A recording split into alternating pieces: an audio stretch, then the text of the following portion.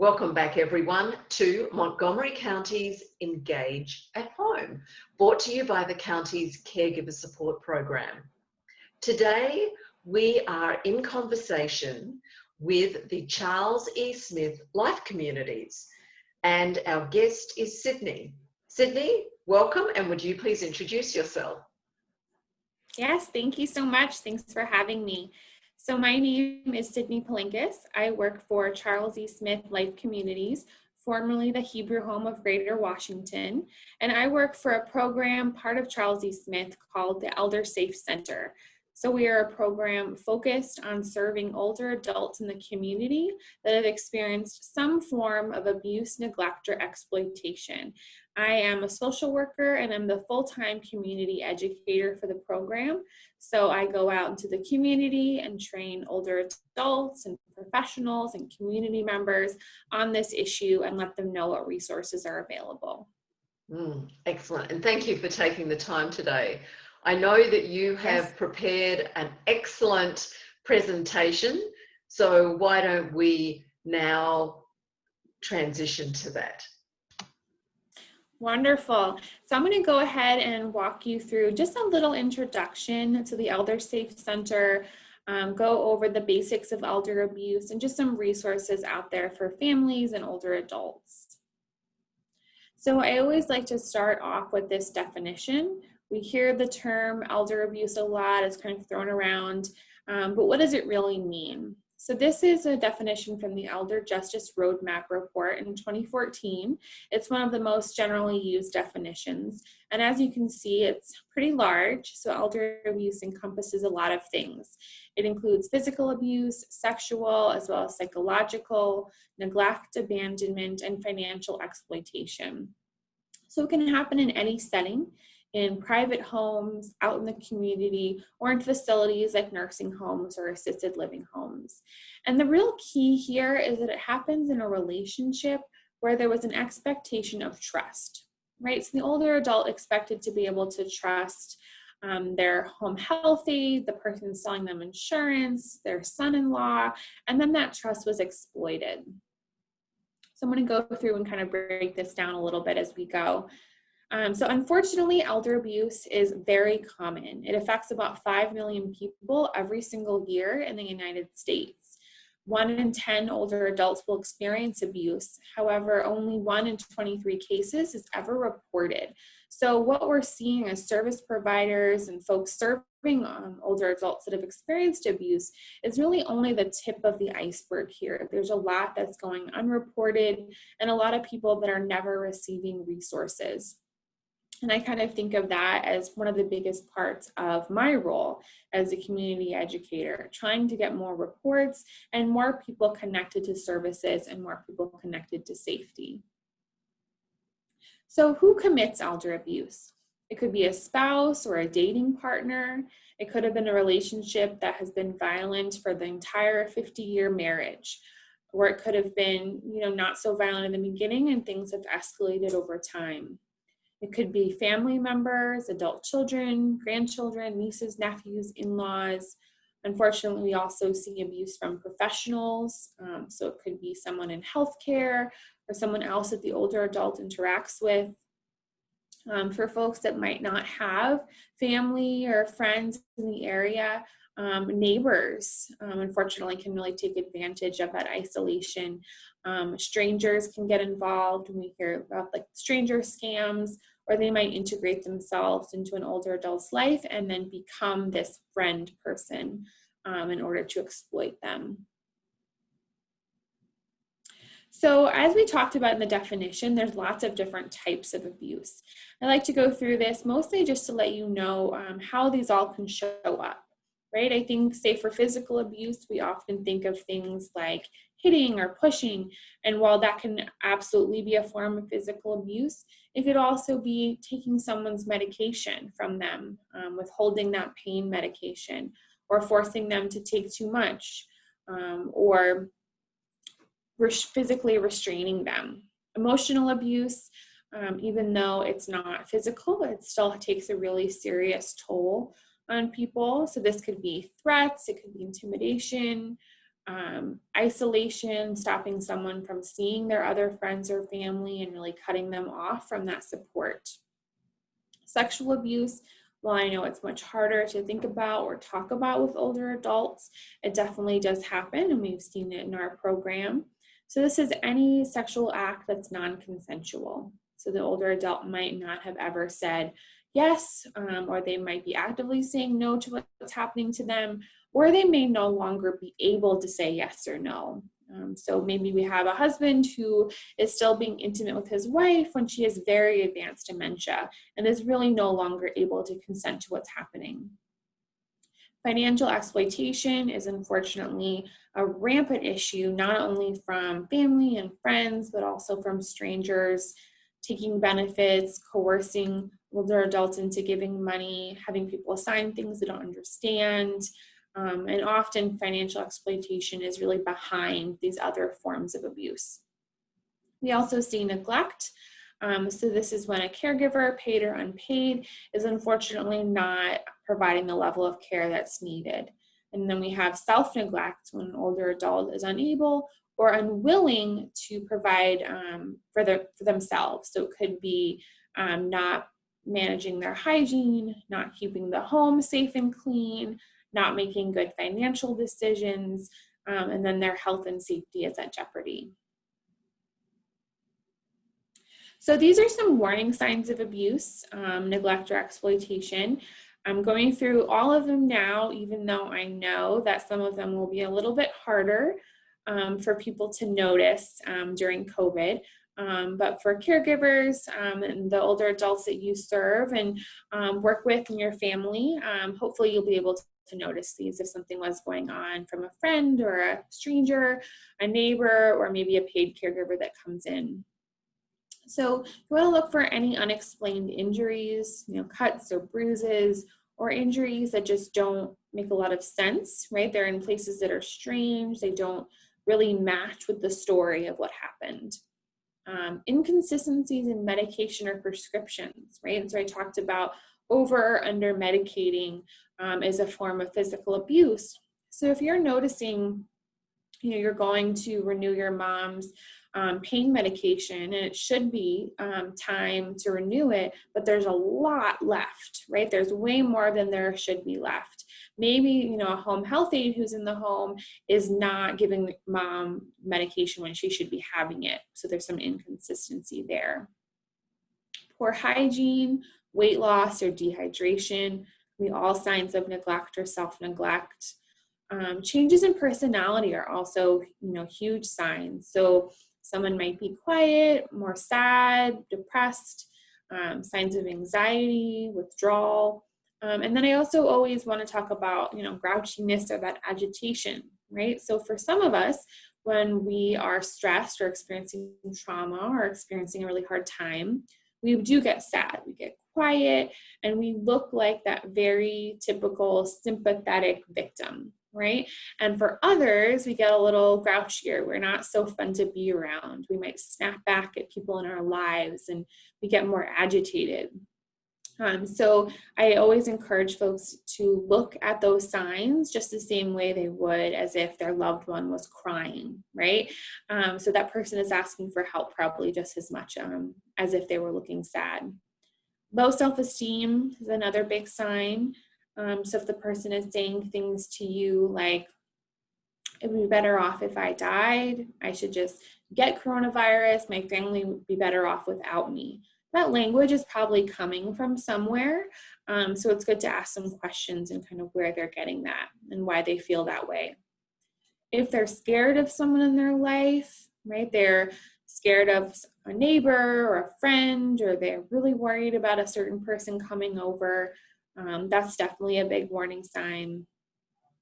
Increased isolation, and of course, everyone is pretty isolated right now, and everyone is experiencing some degree of loneliness due to social distancing.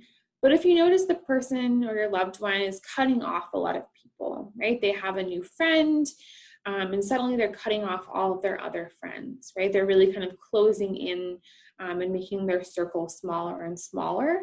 That's generally a sign that that new relationship might not be healthy.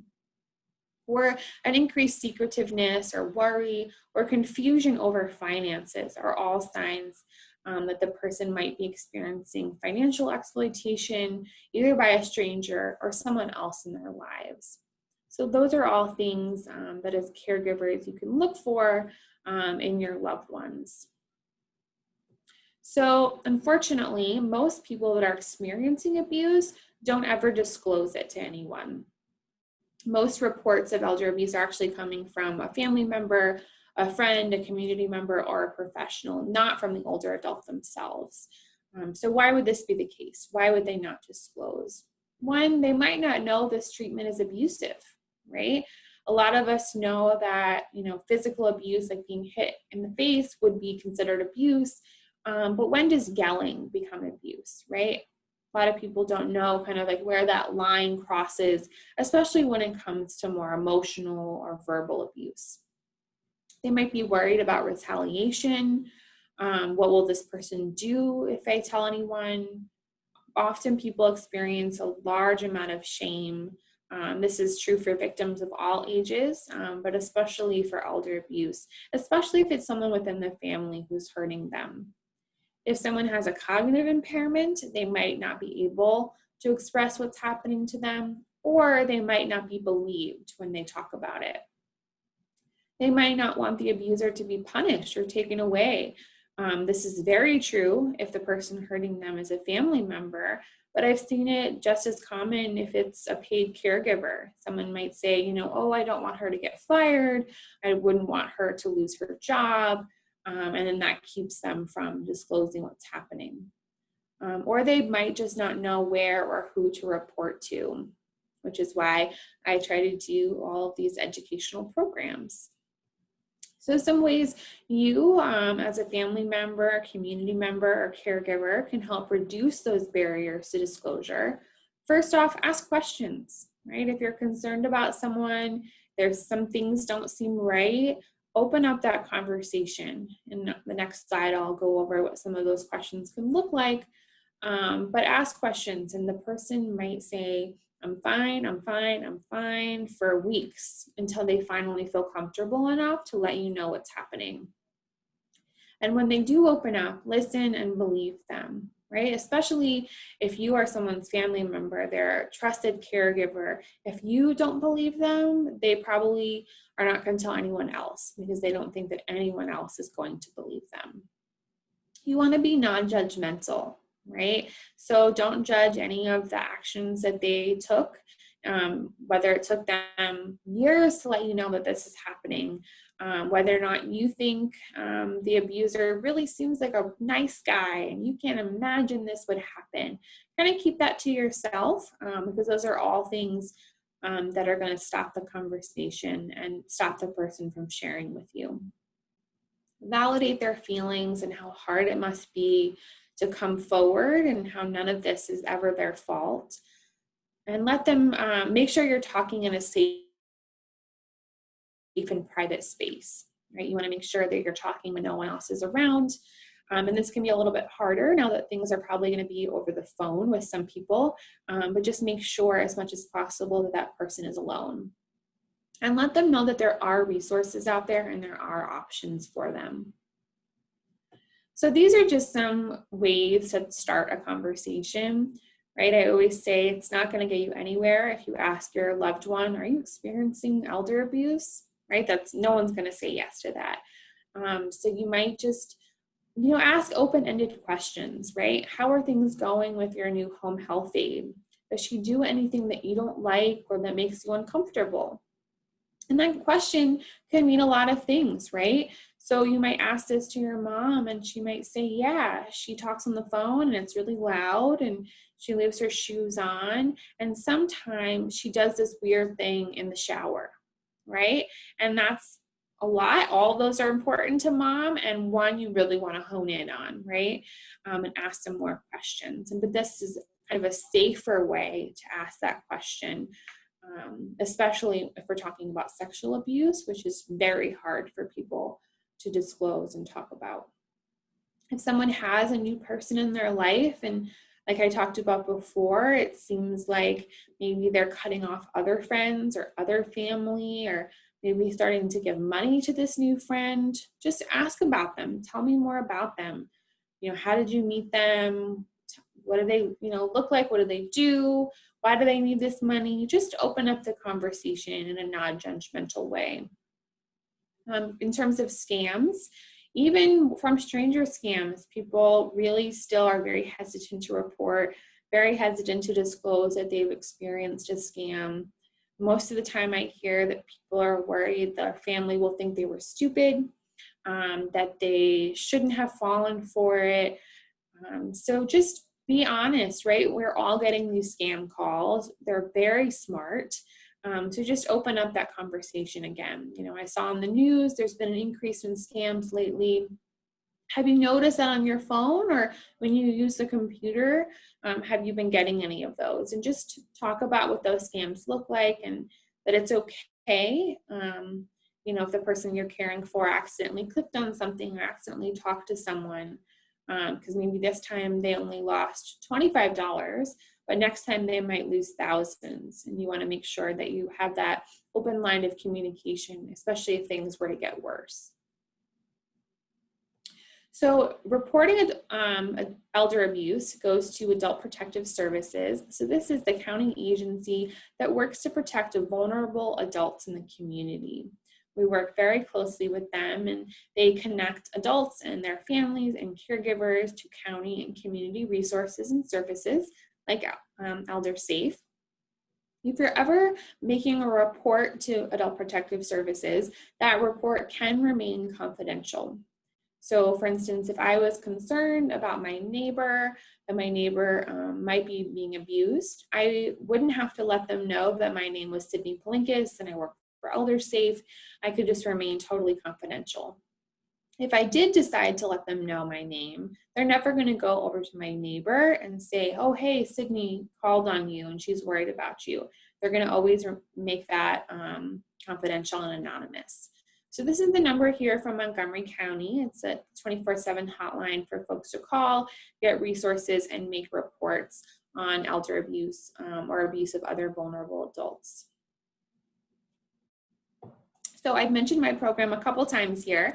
So I'll just let you know a little bit more about what we do. So as I said, we are the ElderSAFE Center, part of Charles E. Smith Life Communities. We're coming up on our 6th anniversary. We were started in September of 2014.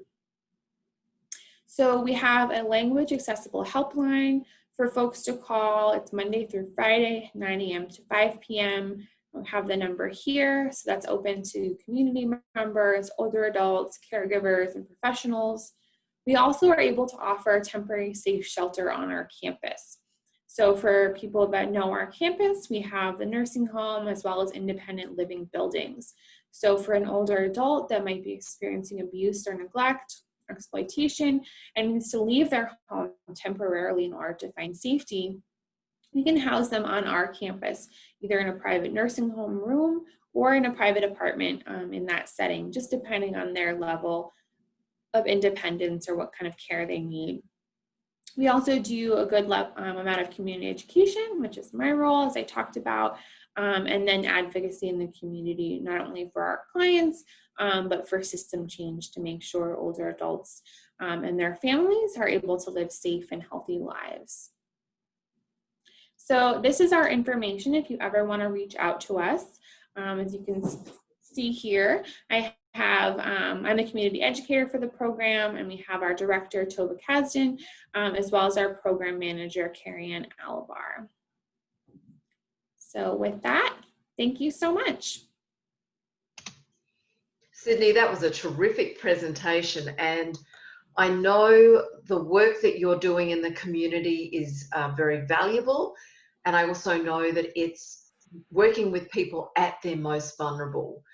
So COVID-19 has changed so much. How has your program changed in relation to the pandemic? Yeah, it's definitely been a shift for us. So in terms of our client services, our helpline has remained up and running. People are still able to call us whenever needed. Our hours and availability haven't changed. We definitely saw a little dip at first in calls when COVID first began, which I think was pretty consistent with a lot of other service providers. But things have gone back up now and are at normal levels again, which is great to see that people are able to reach out for help. In terms of our shelter, we're still able to take clients into shelter, just depending on the governor's rules in terms of nursing home guidelines. So we're following those closely. But as of now, we're able to take folks into shelter. But if people ever want to make a referral, because things are changing day to day, I recommend just reaching out to us to see. And then in terms of trainings, so I was always out in the community, probably 4 days a week, going to senior centers, senior buildings, home health care agencies, hospitals. Of course, I am doing none of that in person now. So doing it all online, and that's definitely been a shift for me and for the folks that I train, but things are back up and pretty busy now. So we're doing everything just a little bit differently. Absolutely, and I'm so glad that you're doing it. So you stepped us through what elder abuse can be, what are some of the things that are the telltale signs. What are some of the reasons that someone might call the ElderSAFE Center helpline? Yeah, so the center helpline is open to professionals, community members, neighbors, and older adults themselves. We actually get a decent amount of calls from neighbors or friends or community members that are just a little concerned about someone. They might not know what to do. Sometimes it's not something that's necessarily turned into abuse yet, but they know that it's a situation that's a little dangerous. It could turn into abuse or neglect. So maybe you have an adult daughter who's really concerned about her older parents. Maybe mom is primary caregiver for dad, and she also needs a lot of help, and really neither of them have enough resources to be able to live safely. So they're just looking for some help and trying to figure out what to do. It could be a home health agency who's really concerned about a client making a referral to shelter. Or it could be an older adult themselves just wanting to talk to someone about how their family or friends treat them and talk to them and just see if there's any resources out there. So a lot of different reasons that people call, but we always want to make sure people know that we're not replacing adult protective services. So if someone wants to make that report, they want to call them, and then they can call us in addition. Wonderful. And then this leads on to some of the resources you have, because it isn't just about intervention. It's also about putting resources into the hands of caregivers and their loved ones. And I know you have a new community resource guide. Do you want to tell us about it? Yes, I'm very excited about this. So I have been working on this since maybe October of last year. So it's very exciting that it's finally out and ready to go. So this is a guide originally meant for community members and families, but we've seen an interest from professionals as well. So it's really anyone who can utilize it. But it helps start the conversation about elder abuse, because we know this is such a hard conversation to have. Helps start that conversation, makes it a little bit easier. Again, as you said, looks not only at intervention, but prevention. And we decided to look at all the different factors that we know go into helping an older adult live a happy and safe, fulfilling life, and then tried to collect all of those different resources in Montgomery County into one. So we have resources on transportation, volunteering for older adults, resources on loneliness and social isolation, which are extra important right now, specific resources for caregivers, mental health resources, kind of goes through the gambit. And that's available on our website, and we were able to get it translated into Spanish, Mandarin, and Russian as well. Oh, excellent. So in the era of COVID, how is someone going to have access to this resource guide? So they can go online and download it from our website. You're also able to order hard copies. So if you're interested in that, we'll have the link below. You can contact me and order hard copies that are either mailed or delivered to you, just depending on the amount. Excellent. So what I do with all of the episodes is that in the description with each episode, I include with that a bit more about the interview and the web links. So after you've watched this, please go to the description in the Engage at Home channel where you found this episode, and you will be able to start enjoying, discovering, and researching this document. And I like the fact that you can also get a hard copy. Some people really do like old school. Mm-hmm. Yes, exactly. So you brought up earlier, and I think it was a really good point, that it could be a neighbor, it could be another relative, a friend, and they suspect that an older adult is experiencing elder abuse. Mm-hmm. Who should they call? So I would say the number one call is always Adult Protective Services. Mm-hmm. Often people are concerned that they're not sure, right? I hear, well, I was worried, but I wasn't 100% sure that something was happening. And that's okay, right? Their job is to do that investigation. So if you think that something is going on, you can call them, talk to them about it, and then they will decide if it, needs to result in an investigation or provide more services. So they are always the number one call. You can always call us after that call for more resources as well. Very much so. And you talked earlier about a part of, sadly, what oftentimes can happen with vulnerable populations is self-neglect. Mm-hmm. And that self-neglect in itself is so challenging for people around. And it would seem that some of the resources that you have would be very beneficial for people who do have those concerns with an adult. Yeah, absolutely. I think self-neglect is such a complicated issue. It's really balancing self-determination and safety, right? And there's, for the two of us, we're able to go out and make bad decisions if we want, and then sometimes as people get older, it's like they don't have the right to make those bad decisions, but then really where is that line? It can be really tricky. So yeah, our guide definitely talks about that, and we actually have a webinar coming up in September, specifically focused on self-neglect and hoarding.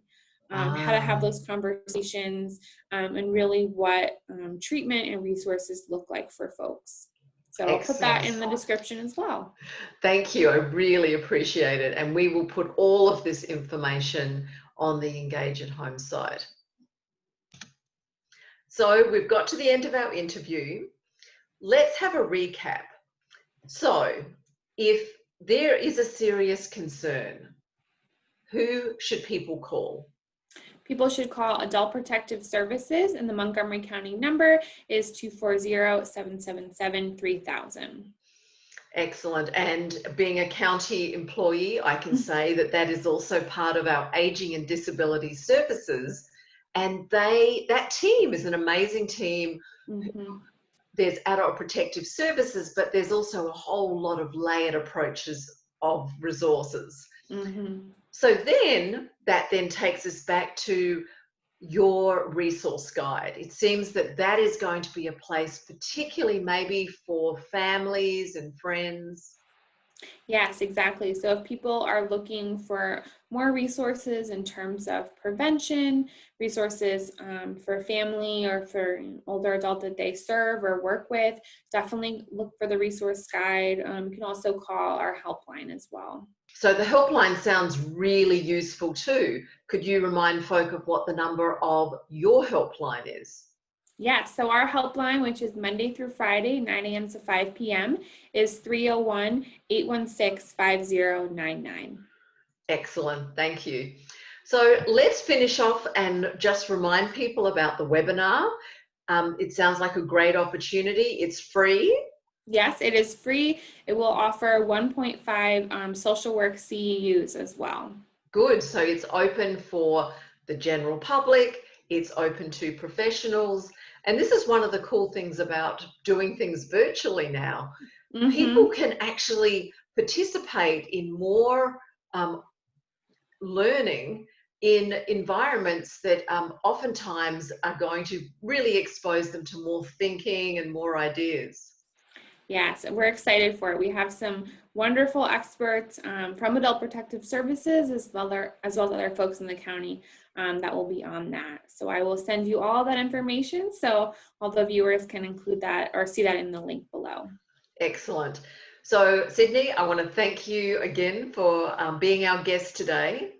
And I want to remind everyone that in this time of uncertainty, Engage at Home is continuing to make new and interesting episodes. And I do want you to really try to stay healthy and calm.